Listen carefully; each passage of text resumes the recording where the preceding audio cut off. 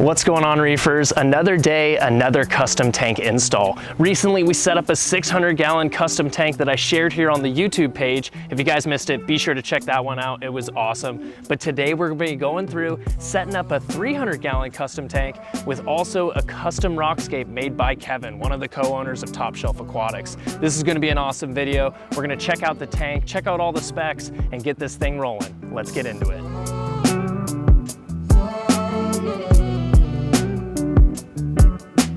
Before we get into the install, I want to hear down in the comments below what your current project is for your new or existing reef tank at home. Let's go ahead and flash back in time when the tank and stand were delivered. The tank had arrived on site, a custom 300-gallon Peninsula style with a white stand and hood matching the cabinets of the home. The team got right to work, and the first thing on our plate was prepping the floor for where the tank was going to be finally placed. The floorboard was cut out to sit the tank on the foundation, removing the floating floorboards on top. Measurements were taken and the cutting began.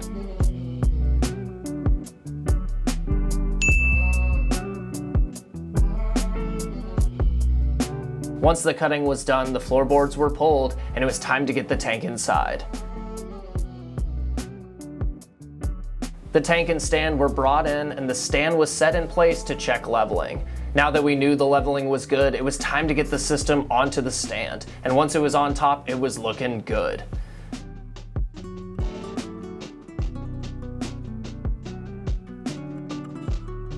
Before the tank shifted over, the team started prepping a little bit of plumbing due to the accessibility once the sump was put into place. Lock line return lines were added in and final gluing was done for return sections. After the gluing was done, the tank was moved into place for its final home. The cut flooring was a perfect fit for the stand, making it nice and flush. Last but not least, the hood was put on until the day of installation for when it needs all of its lighting.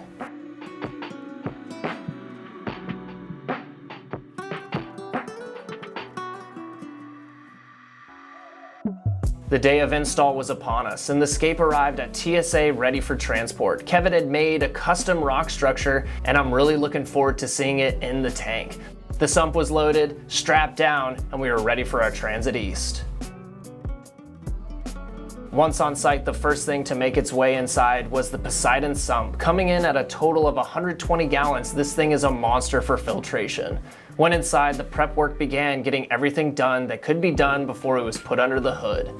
Inside, pushing water for the tank was two Ecotech Vectra L2s, two Red Sea Roller Mat 1200s to help keep the water crystal clear, and for a skimmer we used a Regal 300 by Reef Octopus. Last but not least, a biomass reactor by Bashi for even more filtration potential. Plastic wrap was pulled and final preps were made as the sump made its way under the stand. Once the sump was in place, the team started to get right to planning. Tools and all accessories were brought in as needed. Getting this plumbing setup was no easy task, but the team was up for it.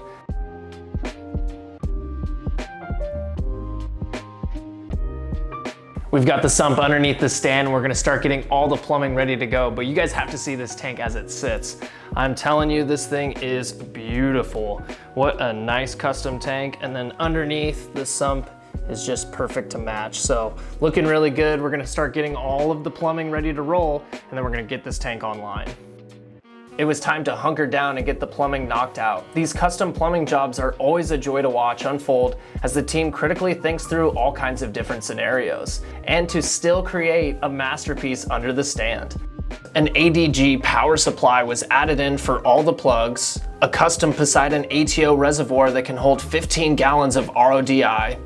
From elbows to ball valves all the way to check valves, this custom plumbing job has it all.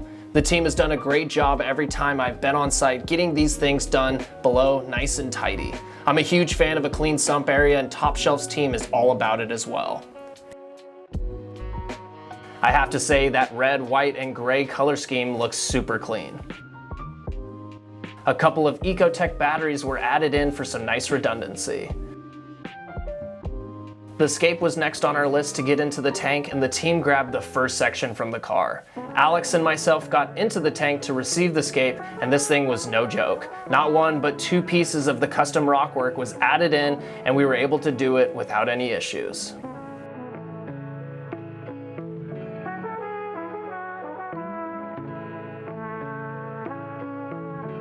The Rockscape is finally inside its new home, and I have to say, it looks insane. Kevin smashed it with this scape, and it looks really, really cool. I can't wait to showcase it once we get the lights on, the tank filled up, and we got some sand in there as well. It looks insane though. I have to say kudos to Kevin and the team for making such an amazing scape, and I will say it was a lot of fun getting those 2 heavy pieces inside its brand new home. Wanted to again show off this scape and make mention that this tank will be home to an eel in the future, which is the reason for all the caves throughout it. I'm a big fan of this one, and it's ended up looking really nice and super natural. The tank is starting to come together, but we've decided to go with 2 grades of sand. We're gonna have the Fiji pink, and we're also gonna have the Reef sand. The reason for that is to get more of a natural look, and that way you have all kinds of different sizes of granule of sand. Let's go ahead and get all that inside the tank and start getting this thing ready. Sand was to follow the scape, and we began to fill out the bottom with Carib Sea sand.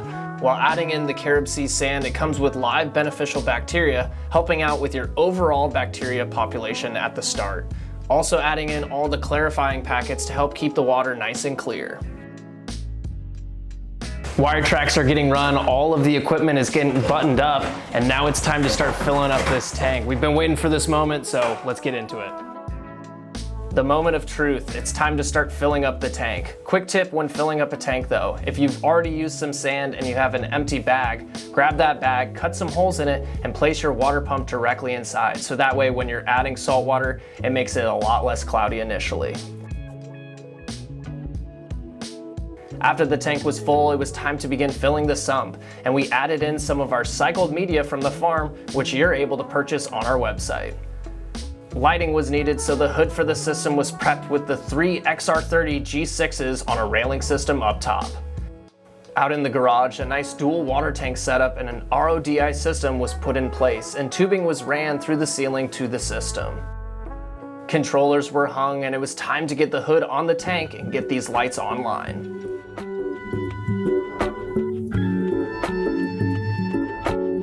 All wrapped up with installation, and the tank is looking insane. I have to say, the scape that Kevin made is out of this world. We've got water in the tank, we've got sand, we also have the equipment online. We'll end up coming back on Thursday to do a little bit of fine tuning, and we'll check out the tank nice and clear. I got the chance to get back on site Thursday to see the system up and rolling after a couple of days. The scape is looking unreal, and I have to say, the cave made for the future eel is looking super wicked.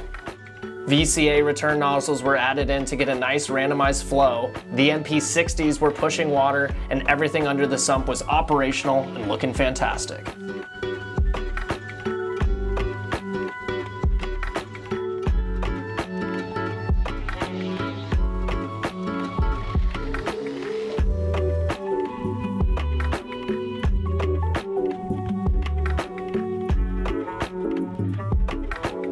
These custom tank installs are a ton of fun to share here on the YouTube channel. I asked it in the last one, but I'm gonna ask you guys again here at the end of the video. What would you put in this custom tank if you had it in your home? I wanna thank you guys so much for watching all the way till the end. Be sure to like, subscribe, and hit the bell notification so you don't miss out on any future uploads.